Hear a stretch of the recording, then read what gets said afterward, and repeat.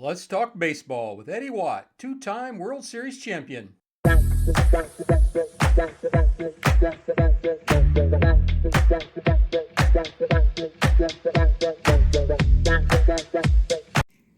everybody, this is Drew from Clean Sheep Shots, and today I'm really excited because I'm here with Eddie Watt, two-time World Series champion with the Baltimore Orioles. 1966 and 1970, did I get that right? Right, that's right. I don't know how exciting it is, but yes, you're right. Well, here's my first question. In 1965, you're pitching in Double-A, and on opening day, you throw a no-hitter. In your second outing, you went 10 innings, get a no decision, and then in your third outing, you threw another no-hitter. Pretty amazing. Can you tell me a little bit about what was going on in your mind at that time? And Not too much, except, well, what really made the impression was in spring training a couple years before that. I signed when, well, see, you, and nobody's got my right age down because I lied a year when I signed. we won't tell anybody. Which was very beneficial to me because it kept me in baseball.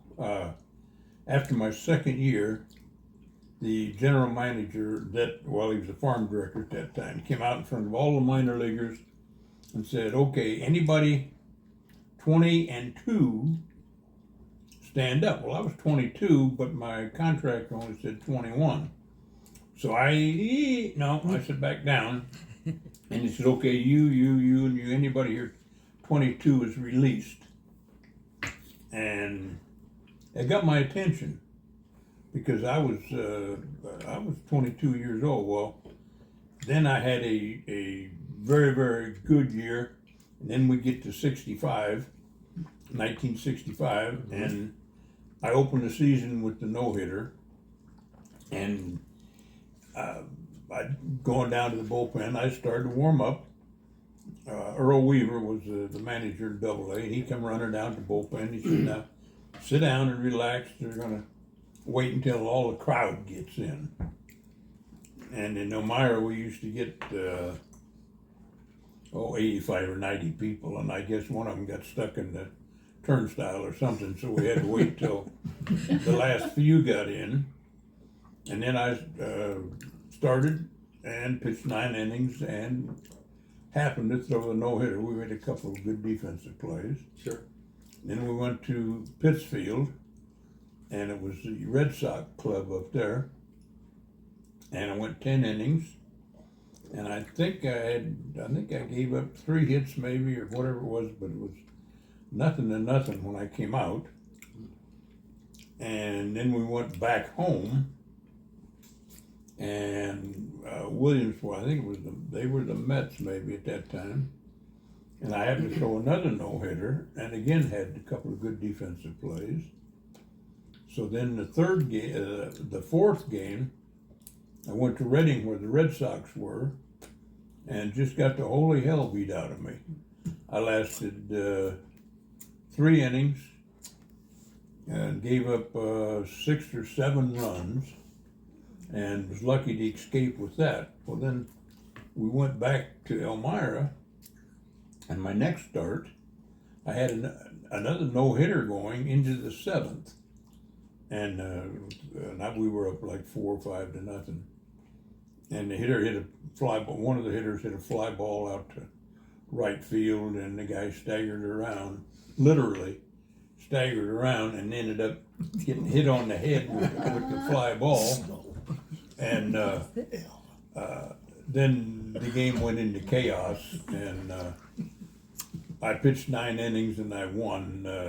But the next hitter got a base hit or something, so I lost a no. And then I went on and had a pretty good year for half a year. Mm-hmm.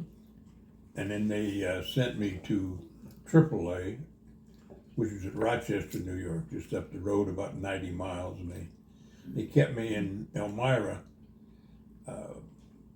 We had my ex-wife now, and we had a RH factor in the blood that could have caused some trouble with childbirth, but we were lucky it didn't.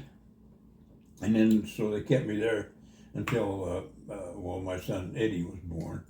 And then they sent me on to AAA, and I spent the last half of the year in AAA. But it was a good year. It was a learning experience, and it was also a chance that I happened to be able to take advantage of and get a few people to pay more attention to me than a few other pitchers, and so I got to go to AAA. Well, then next year I was in the big leagues.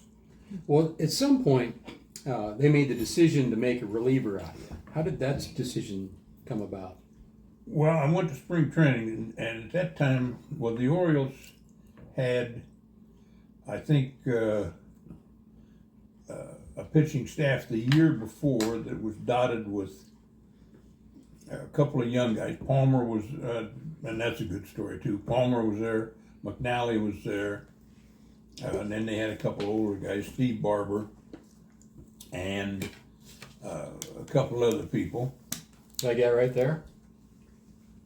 Yeah, well, I played with Palmer 2 years before, and they traded, and Milt Pappas. Well, they traded 4 pitchers. It was a 3-way trade. They traded 2 pitchers and a player to Cincinnati to get Frank Robinson, and they traded a couple people to Philadelphia, Darrell Knowles and somebody else. So out of the 10-man staff they had the year before, they only had 6 of them. So they had their 4 starters,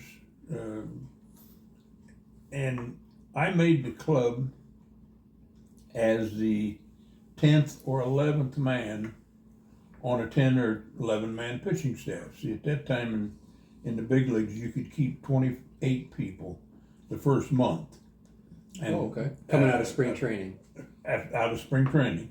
The 1st of May, which was like 3.5 weeks, you had to cut back to 25. And I and a guy named Frankie Bertena were, we both signed at the same time. We both had 4 full years of minor league baseball. And one of us was going to stay in the big leagues, and one of us was going to get sent back to AAA. Or they'd work out something else, and we decided to have, they decided to have 10 pitchers, so either Frank or I were going, and I just made the club as a pitcher, not a relief pitcher, not a starting pitcher, not anything, but just a pitcher.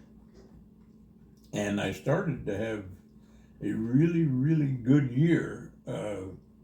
So they sent Frank to AAA, kept me in the big leagues, and at the All-Star break I was 6-1 as a relief pitcher and doing real well.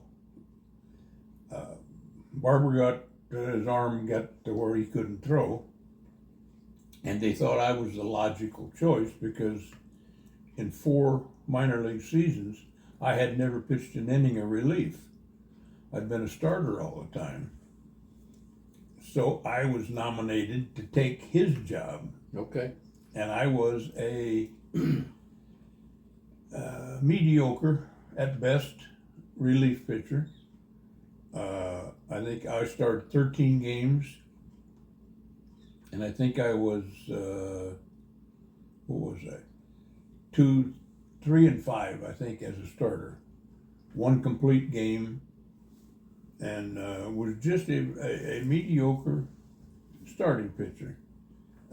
Then we got another kid up from AAA at the end of the year when we could expand the roster from 25 to 40 if the Orioles chose. And then I went back in the bullpen. And that winter, the Oriole caravan, we'd take a bus and go from Baltimore, we'd go to York, Pennsylvania, to Hershey, to Reading, Pennsylvania, and go all around and drum up business for the next season. And the manager then was Hank Bauer, and he said that as long as he had anything to do with it, I would never start another game in the big leagues. And I played 9 more years and never started a game. And I enjoyed pitching relief, and it was something that I could do fairly well, much better than being a mediocre starter. And I just was happy. A lot of guys don't want to pitch relief. A lot of people think that relief pitching is a guy that just isn't good enough to start.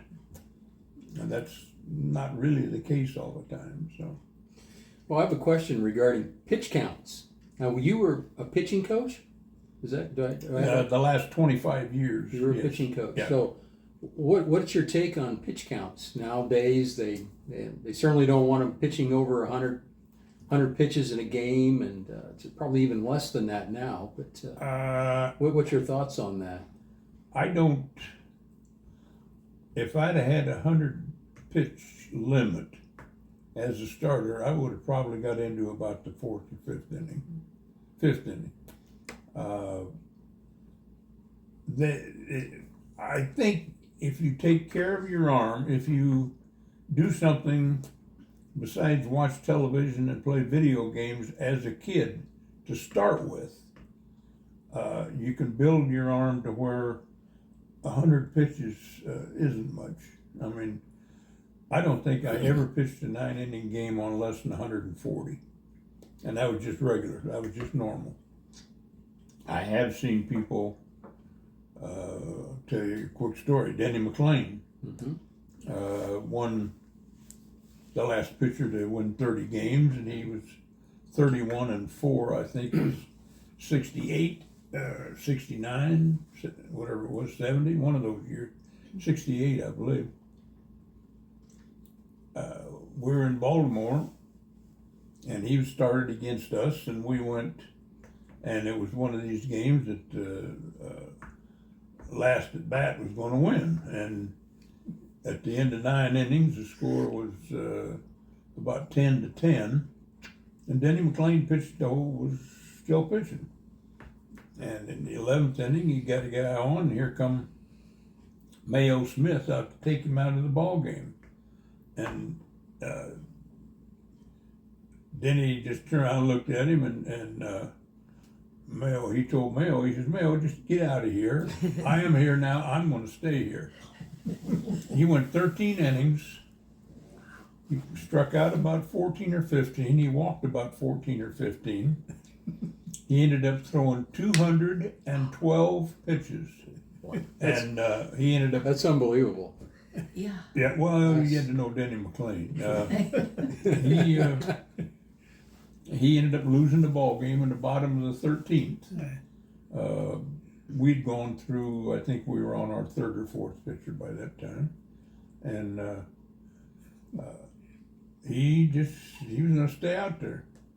The real part of the story was Mayo was a manager that said, okay, you pitch every 4 days. You pitch a ball game, you take a day off, you pitch batting practice, you take a day off, and you pitch a game. McLean threw 212 pitches, and he just told Mayo, he says, I'm not going to take any day. He threw batting practice the next day so he could take 2 days off before his next start. Now, guys today are babied, and it might be for the best for them and the best for the club and everything else, but they're babied to the point that, the magic number gets to be about 80 now. Yeah. And I figured it out one time. The first pitcher that got a lot of money, a whole lot of money, was the great big guy, Johnson. What the heck was his name? Walter Johnson? No, not Walter. Not that far back? This was just lately. Oh, Randy Johnson. Randy Johnson, okay. 6'11". Yeah. Wow. He got $17 million a year. He has 34 starts. Now, I got a degree. I graduated college with a degree in math to teach school. Well, that's $500,000 a start. And he goes 5 innings, throws 100 pitches. So he's getting about $5,000 every time he winds up. And again, that's a lot of what's going on today. They're protecting their arms, and of course, if you're managing the club, and one of these guys that makes $5,000 every time he winds up to throw a pitch gets hurt, and if it's on the 101st pitch, you're fired. You're gone. You're ruined pitcher. That's not entirely true. But most of them aren't emotionally or physically strong enough to handle that many pitches. Mm-hmm. Back 50 years ago or 60 years ago, 100 pitches was nothing. Well, one thing I noticed about your career, you gave up very, very few home runs.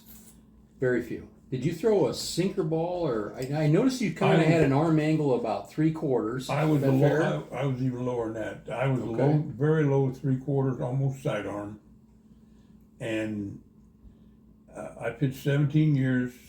Never threw a changeup. I was a sinker slider pitcher. We have a prop here in case you need one.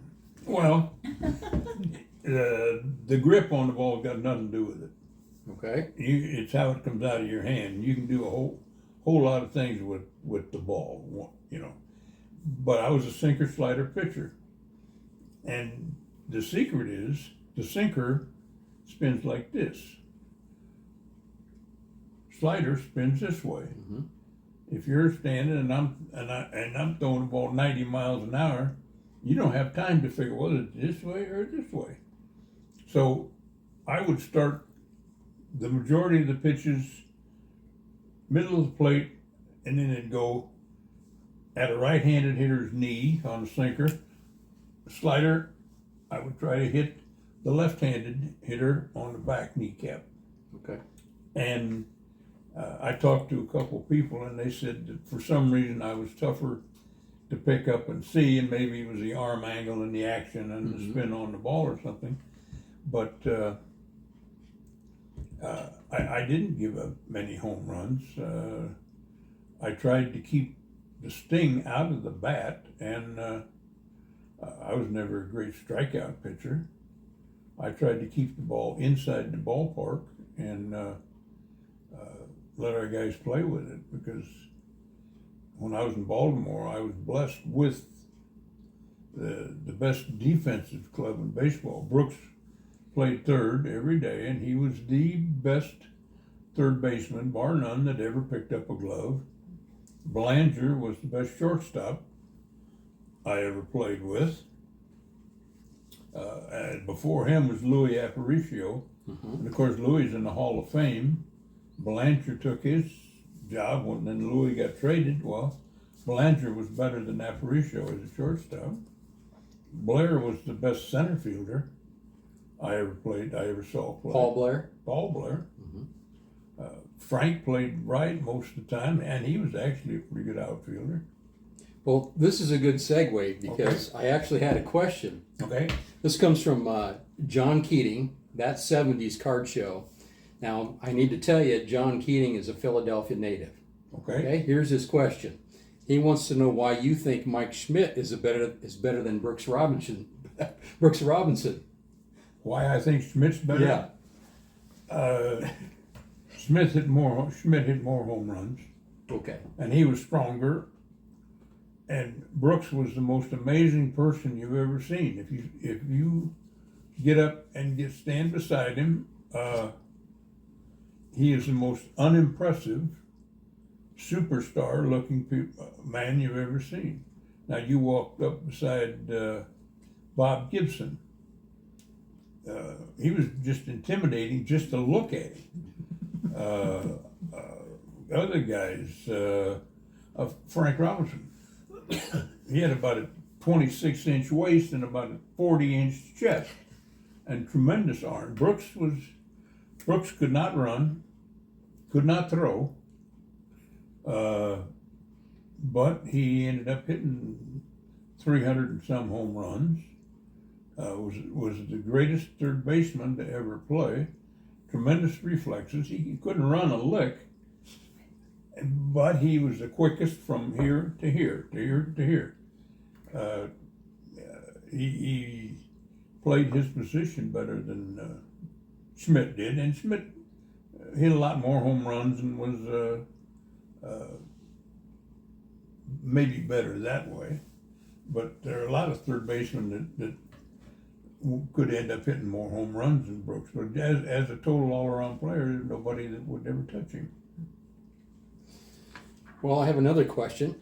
He just passed away just recently. He did. Yeah. Yeah, we just lost him not so long. Yeah. By all accounts, everybody said he was a very, very nice gentleman. Unbelievable.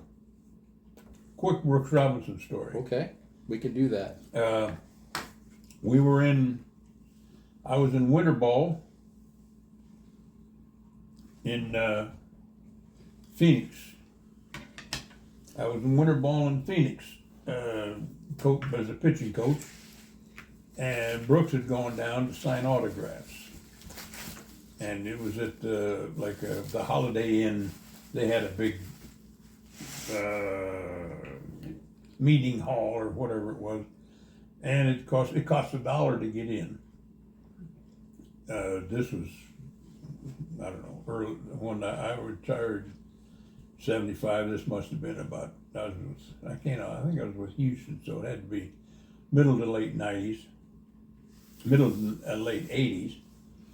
And my wife was there, and we went, and she said, well, let's go down and see Brooks. And I said, okay.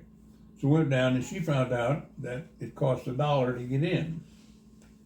Well, you don't know my wife like some people do. $1 was... Let's not get ourselves in trouble here. Oh, no.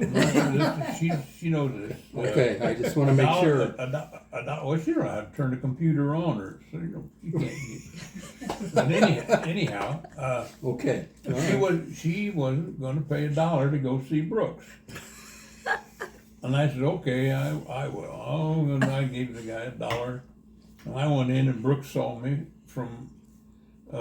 He was up on the stage, of course, and I was just coming in the door, and he yelled, how you doing? I said, oh, good. He says, come on up here. So I went up and stood beside. He was up signing autographs, and he says, where's Betty? And I said, oh, she's outside. And I said, she wouldn't pay $1 to come see you. And he said, oh, we will go take care of that. He says, okay, everybody else just sit down here a second. And he gets up off of that, and there's 100 people in there waiting on him. He gets up, walks all the way to the door outside, takes Betty by the hand, and he says, now, Betty, you're coming in here. And so he was sitting here signing autographs, and he made her sit right beside him, and the two of them talked like, and they were friends. I mean, they were good friends. But that was, that's just what kind of a guy he was. He was going to talk to her, and to heck with everybody else for a minute. Sure. He walked all the way out. They were going to charge her $1 to get in. He said, no, they're not. Just come on in. So there's other ones. Went to a very exclusive evening club dinner night thing in Miami. It was called the Mousetrap. It was an hippie restaurant type of place, and Brooks is from Little Rock, Arkansas, and his dad was a coal miner. He's not very hippie. And we walked in, and you can walk in. It was one of them deals where, the hamburger at this time, which was 1963 and 4 and 5 and 8 and whatever it was, like a hamburger was about $8 at that time, when you can go to anywhere in the world and get them for $1. And there were 4 or 5 of us guys that walked in and sit down, and we ordered, of course, the cheapest thing on the menu, because I was always broke. And here come Brooks walking through the door, carrying a KFC, Colonel Sanders chicken basket with chicken and briskets in it. So he sat down with us, and we're all eating at the mousetrap food, and here's Brooks sitting there eating at KFC and stuff. Did not faze him a bit. And that's just the way he was. So. Thank you for listening to part one of my interview with two-time World Series champion Eddie Watt of the Baltimore Orioles. The entire interview lasted about 90 minutes. That being said, I have broken the interview up into 4 parts, this being part 1. Again, thank you for listening, and I hope you'll come back for parts 2, 3, and 4.